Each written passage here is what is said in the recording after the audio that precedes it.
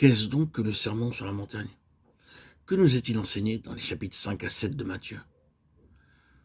Nous ne pouvons être satisfaits que par ce qui est en accord avec la vie que Dieu a déposée en nous. Le sermon sur la montagne ne nous déclare pas pourvu que vous fassiez tout ce qui est juste, tout ira bien. L'homme dira si quelqu'un me frappe sur une joue, pourquoi dois-je lui présenter l'autre? Assurément, j'aurais fait preuve de beaucoup de retenue si je supporte cette première offense sans riposter. Cependant, Dieu déclare autre chose. Si on vous frappe sur une joue et que vous baissiez seulement la tête pour partir, vous découvrirez que la vie intérieure ne sera pas satisfaite. Il n'y aura de satisfaction intérieure que lorsque vous vous tendrez l'autre joue à celui qui vous aura frappé.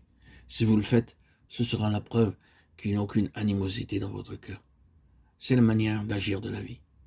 Nombreux sont ceux qui disent que Matthieu 5,7 c'est trop difficile, que c'est au-delà de nos possibilités. Je reconnais qu'il en est ainsi. C'est une impossibilité. Mais voici la question. Vous avez une vie intérieure et cette vie vous enseigne qu'à moins de satisfaire les demandes du sermon sur la montagne, vous ne découvrirez pas le repos. Tout cela peut se résumer en quelques mots. Marchons-nous sous l'autorité de la vie ou selon le principe du bien et du mal? Parfois, un frère se conduit très mal. Vous avez le sentiment qu'il faudrait le reprendre et l'exhorter sérieusement. Vous décidez donc à aller le voir chez lui. Oui, vous devez être franc avec lui. C'est tout à fait juste, car il est dans l'erreur. Voici donc sur le pas de sa porte, vous levez votre bras pour sonner sur le point d'appuyer sur la sonnette. Votre bras retombe sans force le long du corps. Vous dites alors, n'est-ce pas juste de parler? La question n'est pas de savoir si c'est bien de parler avec lui, mais de savoir si la vie divine qui est en vous vous le permet. Vous pouvez exhorter ce frère et il peut l'accepter avec courtoisie en vous promettant de faire ce que Dieu a dit. Mais plus vous lui parlez, plus la vie en vous se retire. De retour à la maison, vous devez admettre devant le Seigneur que vous avez mal agi. Un jour, j'ai rencontré un frère dans le besoin. Il était extrêmement pauvre et il ne pouvait être aidé par personne autour de lui. Alors j'ai pensé, je dois certainement faire quelque chose pour lui. À ce moment-là, je n'avais moi-même rien en abondance et c'est en faisant des sacrifices que je me suis décidé à l'aider. J'aurais dû être rempli de joie quand je suis parti avec cet argent qui m'était nécessaire, mais c'est le contraire qui s'est produit. Je me suis senti sans vie et une voix m'a dit dans mon cœur, tu ne marches pas selon la vie, tu fais cela sur la base de la bonté naturelle et tu réponds à un besoin humain. Dieu ne vous a-t-il jamais dit cela à vous lorsque je suis arrivé à la maison? J'ai dû alors confesser mon péché au Seigneur et lui demander en toute humilité son pardon. Rappelez-vous, frères et sœurs en Christ, que la plénitude de la vie doit être une réalité intérieure. En cette connaissance, en ce savoir seul, réside le socle, la fondation pour tout chrétien, tout enfant de Dieu. À vivre une relation forte, puissante, édifiante en Christ. Un cœur à cœur, un dialogue constant, permanent, qui nous permet d'avancer.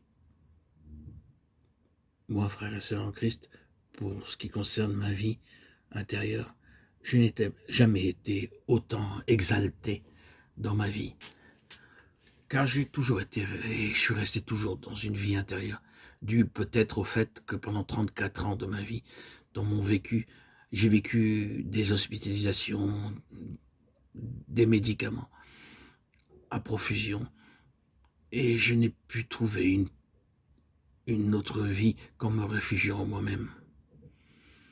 Et cette force qui m'est venue le 26 septembre 2019, cette force que j'appelle l'Esprit Saint, m'a permis de vivre cette vie intérieure encore plus intensément dans une plénitude beaucoup plus supérieure à celle que je vivais dans mon monde intérieur où il n'y avait que chaos. Toute ma vie n'a été qu'une vie intérieure. Une vie intérieure par mes épreuves, par mes douleurs, ces 34 années de bipolarité, d'exclusion du regard des autres. Je ne pouvais pas être extérieur.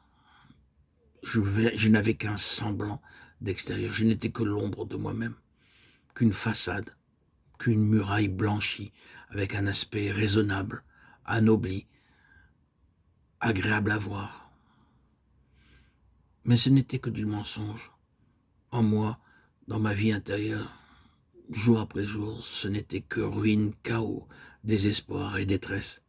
Une vie indissoluble, insoluble, impossible à équilibrer. Jusqu'au jour béni du 26 septembre 2019 où, par immersion au lac de ma ville, j'en suis sorti transfiguré. Cœur, esprit, corps, tout mon être a été transformé.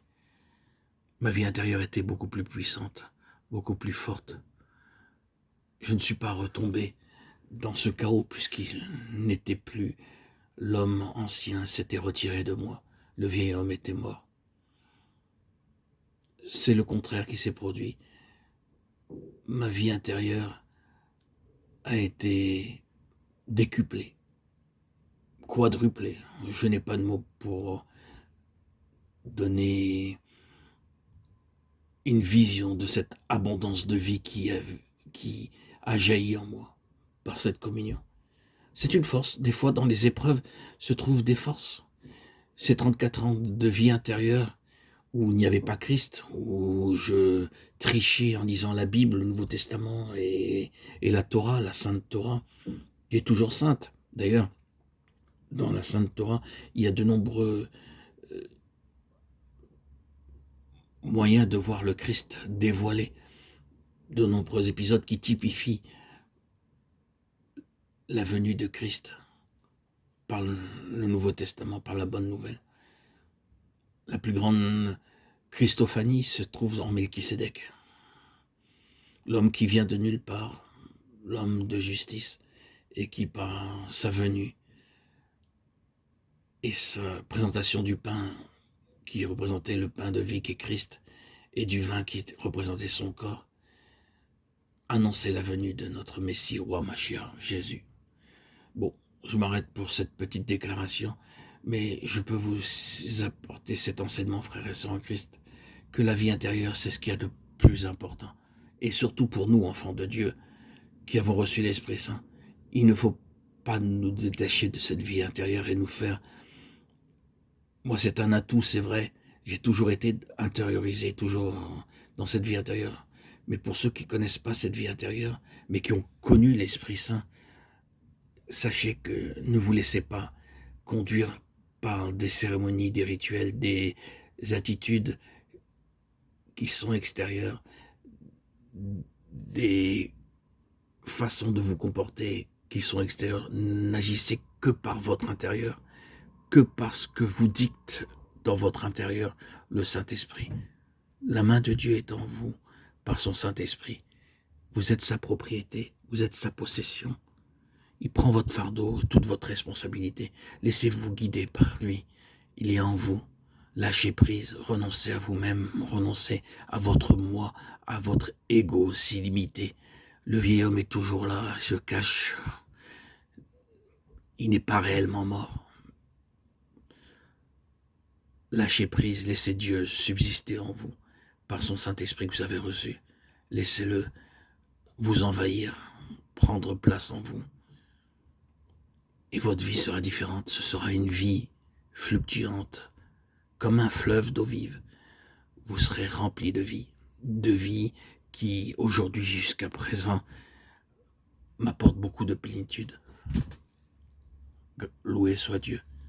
Loué soit Dieu. Béni soit son très saint nom.